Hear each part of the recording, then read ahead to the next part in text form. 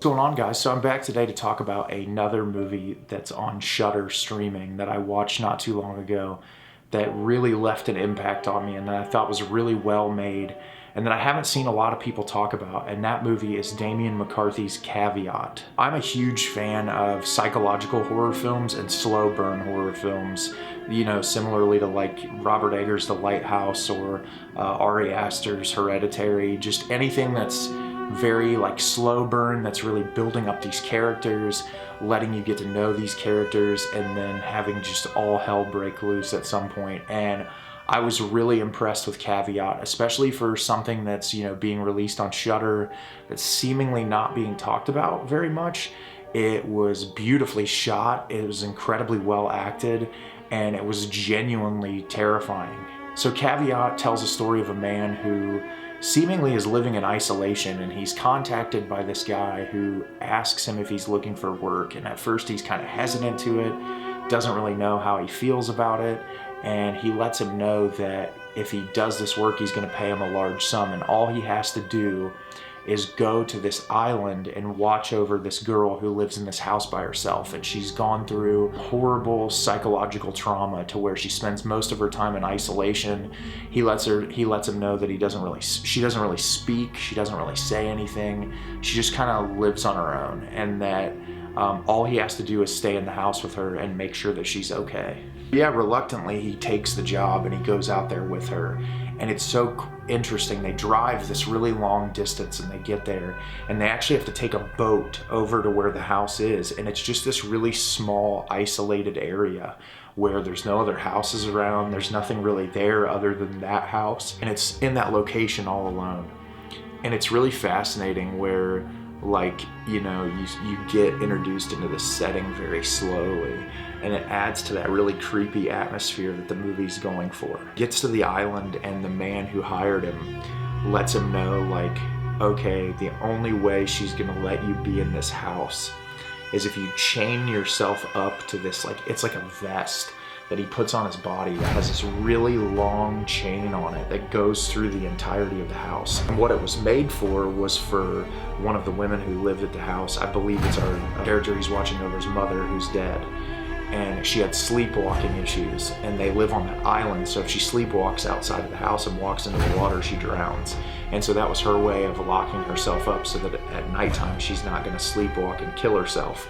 He's really like put off by it at first, because like this girl, when she's in like trauma mode, she has her hands over her face and just sits in a corner and just doesn't move, and it's really terrifying because when you're first introduced to her, she's not speaking, she's not even really cognizant enough to do anything, and that really adds to that creepy atmosphere. And the house is really dilapidated, it looks very old, so you get introduced to this idea that whatever's going on underneath the surface, it could be a haunted house, there could be more at play, and that's when the movie really starts to take off and get really interesting. So what I really liked about this movie is the way the material's introduced, especially being a psychological thriller.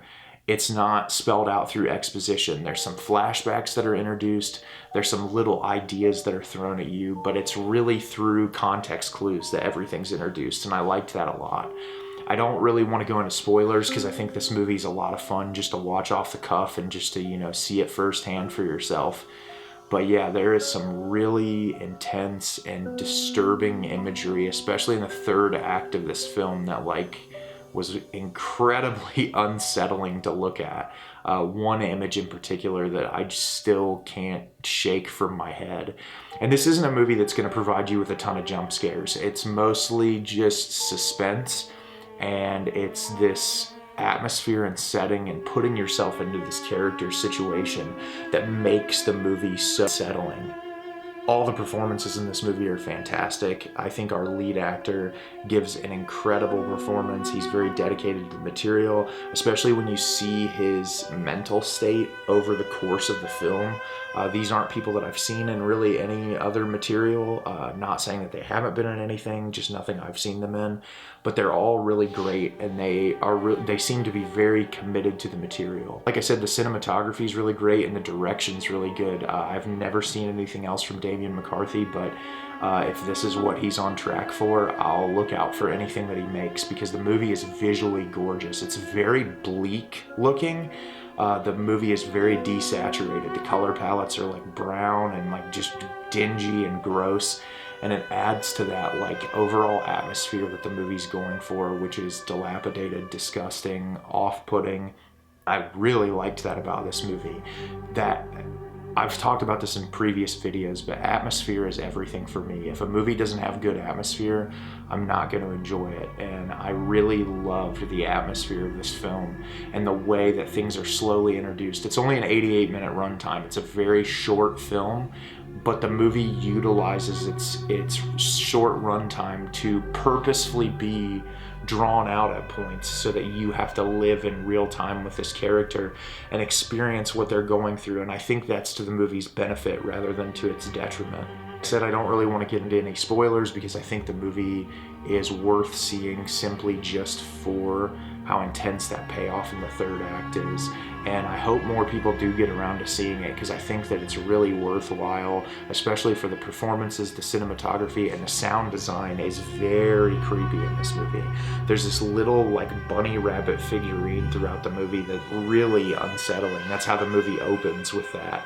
And it adds to that overall feeling that the movie's going for, and making your skin just kind of crawl, because you never really know what's going to happen next. And that's what I liked about this. And the payoff of the third act is really good, because the movie never really gives you exactly what's going on until the perfect moment, and everything starts to spiral out of control. And that third act is just really well executed and well done, and I'm looking forward to rewatching this again.